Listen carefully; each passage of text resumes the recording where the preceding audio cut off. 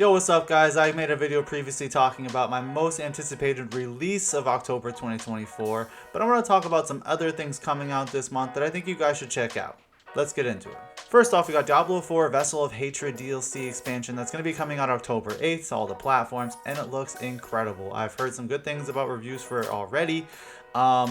Yeah, this brings a new Spiritborn class, and there's like some mercenaries, so if you're a solo player who never has anybody to play with, like me, you can now have mercenaries that'll help you out during the game. There's a whole 2.0 expansion, which adds more like skill points, and it's just a huge update that's coming to the game with the expansion, and it looks absolutely phenomenal. Can't wait to get back into Diablo 4. On that same day, we got Silent Hill 2 Remake, but that one's only going to be coming to PS5 and PC, and it looks pretty damn incredible.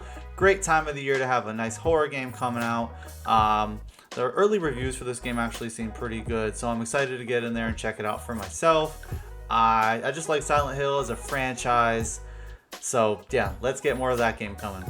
Next up, I got Metaphor ReFantasia, which is going to be coming out on October 11th, and honestly, this is probably going to be one of my favorite games from Atlas. Definitely might be a contender for Game of the Year for me. I've played the demo and I actually really enjoyed the combat. I like that it just feels faster and a little bit more fluid than what we're used to with the Persona games.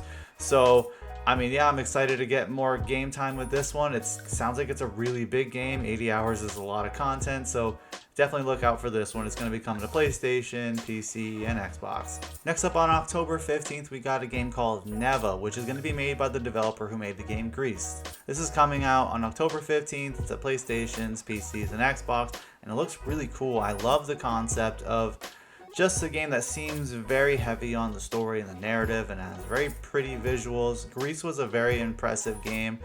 I don't normally play these types of games, so they got to be something that's like super compelling for me to gravitate towards them, and that's what I'm getting off of this game. I love that the companion you have in the game kind of grows as you progress through the story, so yeah, check this one out. It looks pretty dope. Now we got a game called Unknown 9 Awakening. This game's coming out on October 18th to pretty much everything, and it looks pretty cool. It's a Bandai Namco game. Apparently it's like the start of like a universe, or not the start of, but part of a universe where there's like books and a TV series and stuff like that. I know the main protagonist in this game is actually Yennefer from the Witcher series. I forget the actress's name. Please let me know down below.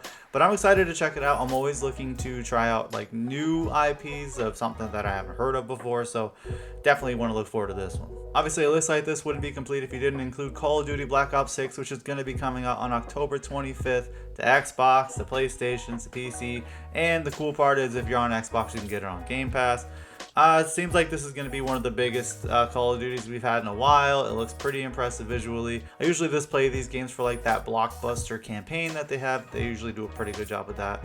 Yeah, definitely gonna check this one out. For all you Sega fans out there, it looks like we're getting another Sonic the Hedgehog game with sonicxshadowgenerations. That's going to be coming out October 25th to pretty much every platform. And the interesting about this entry is that it's going to actually have a campaign for Shadow, basically showing how he came to be, which I think we've already seen before in the past, but who knows, maybe it's something a little bit different and I'm wrong. Somebody can let me know. Yeah, excited to play another Sonic game. I never get tired of these games. I play them every time they launch, so definitely check this one out when it comes out. Next up for me, we got a game called Ys X Nordics. It's going to be coming out October 25th to the PlayStations, the PCs, and the Nintendo Switch. As somebody who played Ys 9 and absolutely enjoyed it, I've been waiting for another entry in this series to kind of get into. This one looks pretty interesting. You're kind of on a different island. There's two protagonists that you get to switch out between while you're going through combat. So these games don't have like a super impressive like visual style to them, but they're definitely interesting, and the gameplay is kind of fun, at least for me. So I'm going to be checking it out when it launches. On October 29th, it looks like we're getting another Life is Strange game with Life is Strange Double Exposure coming out to the PlayStations, the PCs, and the Xboxes. This is going to see Max Schofield come back, and there's going to be like a parallel timeline thing to it. It seems really interesting. I really try to get into these games, I won't lie. I think the only one I've ever finished is the first one, so I'm really hoping this one catches me, because the concept seems pretty cool about having to travel between parallel timelines to kind of save people and solve mysteries.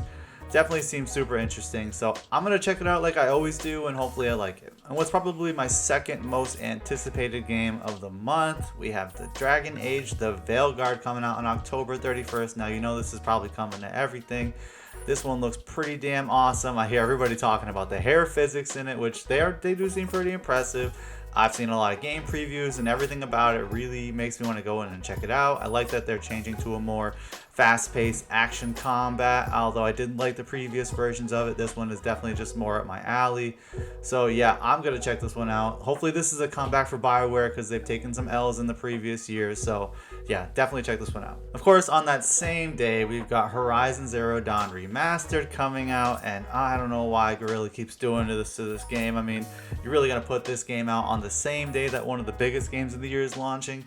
This is why I gotta pump it up, because I want you guys to at least know about it. And you know, if you want something a little bit different than Dragon Age, definitely check out the game, because visually it looks impressive. I mean, they're doing a great job with it. It just, I feel like if they delayed it a little bit or maybe moved it up a little bit, it would have had a better shot at being successful.